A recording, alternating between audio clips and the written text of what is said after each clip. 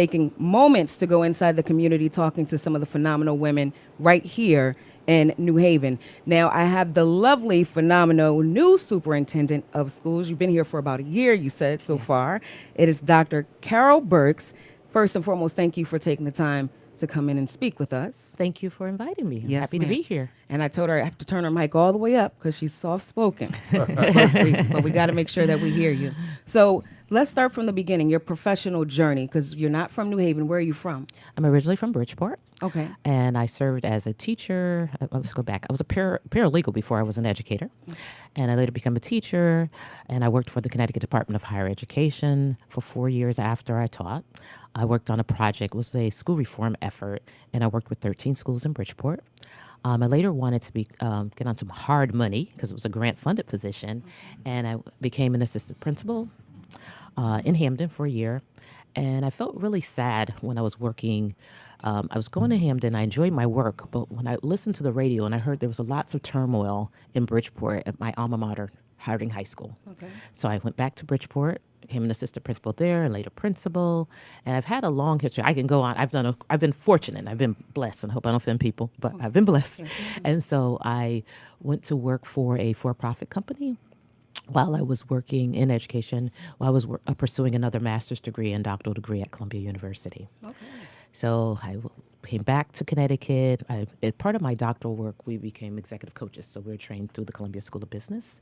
And so I was coaching principals in Connecticut, kind of moonlighting, traveling, working with districts around the country. And so I was recruited by the Connecticut Center for School Change, and then shortly thereafter recruited by Hartford Public Schools. Wow. So I served as an assistant superintendent there for 4 years and chief of staff that led me to become superintendent here. So I gave you the elevator speech. Wow. What I heard from that is education, education, education Yes. is And more very, education. there you go, very important to you. But since you have this position, I know there are a lot of goals that you're focusing on, but if you could name your top three goals, mission in this position, what would they be? Well, I would say, of course, we want to make sure that we create conditions that our students receive a high quality education. And we also want to empower and build the capacity of the adults who are in service to them and their teachers, their principals, the clerical support staff, paraprofessionals, everyone who works with our students. We want to make sure that we build their capacity so they're their best selves so they can deliver quality instruction to our students. Additionally, we want to work on the culture and climate. When I came into this role, as you know, I was bobbing and weaving, okay, because there was lots of things happening. And, we're in a different time in education, so there's a great deal of accountability. And then we're facing some tough fiscal challenges right now. And so I didn't sign up. That's not what you do in the courses. Let me sign up to figure out how I just close schools and, manage the budget. You go into education for the reason to educate children and people. So we're working on the culture and climate so that people can feel valued and supported, our students as well as our staff. So we're creating different opportunities to showcase them in their work. And also, most importantly, focusing on learning and teaching for all.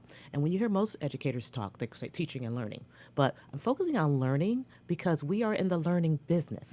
So we have to make sure that everyone's learning consistently, and we create opportunities for our students to have multiple pathways to learning. Nice. What are some of the programs you said you're creating opportunities for people to showcase? What are some of the programs you've implemented? So as well for students, we just recently we launched this academic year. It's a Gateway to College program. So it's a partnership with Gateway Community College as well as with the school district, and it was designed for students who have had untapped potential. So people would call them alternative students, but we all have alternatives to everything. So students who have untapped potential, and so students are being provided an opportunity to earn high school credits as well as college credits. And these were students who have had difficulty in schools in the past. So we're excited about that. And we had 3 students graduate in January. We were like, oh, you graduated? We were really surprised about that. Additionally, we've been talking with many of our partners so that we can have students have opportunities to receive certifications in various areas because, ideally, of course, we want students to go on to college and universities, but that's not for everyone, right. Yes. So we want students to be able to have other pathways to ensure their success. So we're working with our partners to create opportunities for students to get certifications in various areas. So we're looking to partner with Gateway Community College and Inroads and other groups in order to implement the manufacturing project, as well as look at other areas in terms of automotive and everything else. So these are developing, but we are aware that these are things that we need to focus. I was just saying, those are everything you just named. That's something that I wish they would have offered back in high school. Even though I wanted to go to college, it's just nice to have that trade, that skill. I want to learn how to fix the plumbing. Now, is this something that's going to happen in high schools? Are you going to put this program in high schools? We're looking to in high schools. We also have been talking with our adult education program, so they can also help us in thinking about, because they're seeing what's happening, firsthand of Right. students who are not successful. So we've been in dialogue with them as well. So we're looking to do this in high schools and to expand our adult education offerings. Awesome. So, growing up, right, and who were some of your mentors that kind of guided you and you went for support and for advice? So I would say, even though my mother had a very little formal education, my mother went to 10th grade. And 10th grade in the rural South. I mean, she grew up in Sumter, South Carolina. So that 10th grade education now is probably like a third grade education. And so when my mother instilled in me and my siblings and myself, hard work, perseverance, believe in God, go to science camp and all that stuff that I thought was horrible. She said, and to be good to people and do what's right and give back. Additionally, I've been fortunate. I had teachers who really believed in me. I grew up on the east end of Bridgeport. I don't know if you know anything about the east end. Very well. But I grew up on the east end for real, for real. You know what I mean? Newfield, Bunnell Street, Hewitt Street. I'm just keeping it all real. I'm having a real conversation now. Absolutely. And I was fortunate that we were bused to the north end of Bridgeport. And so I attended John Winthrop School from 4th grade to 8th grade. And it was a quote unquote better school. And so I had teachers there who really saw special things in me. And they made sure that I experienced, science camp and things that some of my other peers were not selected for. And I had a teacher, God bless, he passed away, but Mr. Monaco was his name. He came to me when I was 12 years old. Well, people were like, he's looking for you. I'm like, I was in his class last year. What does he want? And so he owned a correspondence school. And people who know Bridgeport, he owned county driving school. And they taught people how to drive and tractor trailer drive and all kinds of great things. And so he asked me to work for him. I was like, I'm 12. What are you talking about? And so, but I worked in the mailroom. It's like, let me tell you, the epitome of what you think a sweatshop was I was working down there with other young people. And then I later became receptionist and all these kind of good things. But he also helped me when I was going to college. And also I had other teachers like Miss Wendell. So I had some really fantastic teachers who believed in me. And just to go back, my mom, she was a domestic worker.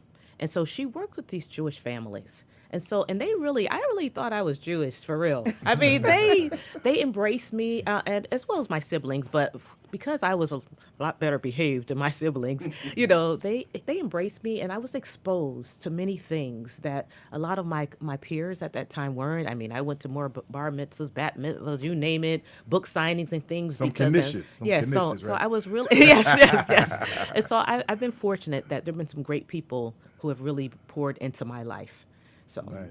So how about going to a historical black college? Tell us about that. I had an amazing experience attending Hampton University.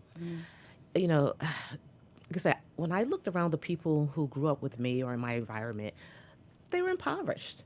And when I went to Hampton, I'll be honest with you, it wasn't even my first choice. I just kind of went because my friends said, hey, you need to go to Hampton. And I had gotten accepted to the University of Maryland at College Park. And they were like, you don't want to go there. That school's too big. You're going to be a number. I was like, oh, okay. And so I went to Hampton, and just to see so many beautiful, talented, amazing African Americans, and to hear people talk like, oh, yeah, I went to boarding school. I'm like, boarding school? What? Or my grandmother was a founder of something, or my grandfather was an attorney. I'm like, your grandfather? I mean, that means your parents were college educated as well as you? It just was fascinating. And then they taught us a great deal of pride and self-respect. And, we had our Hampton way, of doing things. We don't do that because we're Hamptonians, And so that's why people talk about us, those Hamptonians. So but having this to being instilled, this great sense of history and pride. I mean, even to this day, if I meet a Hamptonian, like like the tradition, and different haptics of the culture of people that I was able to be a part of that learning community. Like don't walk, you don't walk in Ogden Circle, and you don't do these things, or if you see people walking on the street, these small things, you say hello to them, you greet them, you give them eye contact, and all those things I've embedded in me now as 20 plus years later. So I learned a great deal there, and it's just such a great sense of pride to see so many phenomenal people who look like me, who were successful, and who have had come from just rich backgrounds, not rich in just finances, just in experiences. Great. Now, speaking of programs, Dr. Burke, how important is the STEM program in New Haven? So, the STEM program is very important in New Haven. I mean, we have we have, of course, fantastic programs. I'm bragging because I'm superintendent, but it's so true. But I could think of one school in particular that's doing an amazing job, and that's ESUMS, our Engineering Science University Magnet School. And just the types of experiments and the science and math that students are exposed to there in the technology itself. It's just, I wish when I was a student, I had those opportunities. And I'm looking at students like, what? Can you teach Dr. Burks what you're learning? 'Cause I'm a language arts teacher, you know what I mean? And so, but it's very important to us, and we want to develop our STEM programming offerings and be more innovative in our practices, and partner with more real world industry and what's happening. So like I said, we're exposing students to coding, but we need to expand that and more technology. So it's very important to us, and we know that we are doing a good job, but I'd like, of course, to move to a better job in exposing students more to the sciences and technology. Alice Coleman was actually at my church yesterday speaking about the STEM program, and she did say that. She said you find more students that say, I'm not well-versed, I guess, in math and science, and that's because it's kind of been embedded in them. So it's our job as parents and grandparents, teachers, to say, this is something that you can actually do, put it in the programs, the after-school programs, and introduce them to them. So the STEM program is actually very, very, very good. And we have, before you go, Coffee and Conversation with Dr. Burks. If you are a parent, you get these text messages like I get these text messages. So tell us a little bit about that before we go. So the Coffee and Conversations is an effort that I want to implement so that people could have an opportunity to talk with me, and I talk with them and hear about what their interests are and how they want to become involved in the school district. Also, I use as a platform also, to debunk some of the misconceptions that are out there about the work that we are doing or trying to do as a district for students and their families and supporting them. And so it's an informal session.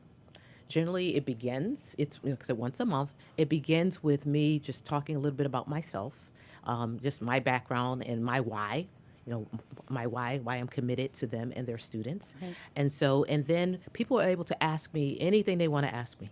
So they ask about, I hear lots of things about, food and the budget and, some academics and other things, and they share their concerns, and then we try to solve them in real time. So if some of them are during the day, so I get on my cell phone and say, if someone says, the transportation department never called me back, hold on. Here you go. Okay. Can you talk to Miss X? Let's solve this problem right now. Nice. And in the evenings, or we take what people, their concerns, if we can't answer them right then, and then I have staff follow up and make sure that we answer them. And so it's designed to be informal. We have an upcoming coffee conversation. The one for tomorrow was postponed, because make sure I say that so no one shows up for tomorrow, because we're going to have our Board of Education meeting tomorrow instead of tonight. And we have one on the 14th. And this will be a little structured in the sense that we want to talk about the budget. There's lots of talk about the finances of the district, and I want to make sure that people hear from us firsthand and not just from the media or rumor mill exactly where we are fiscally. Awesome. All right. This has been a conversation with Dr. Carol Burks, Superintendent of New Haven Schools. We thank you again. I know you're very busy, so thank you for setting aside the time to come in and speak with us. Well, thank you very much for having me, and I'm just so honored to serve this community as Superintendent for New Haven Public Schools. And speaking of community, this has been Inside the Community with Dr. Burks. We do have For the Culture coming up. Of course, more great music. You've got it locked to the Juan Castillo Morning Show.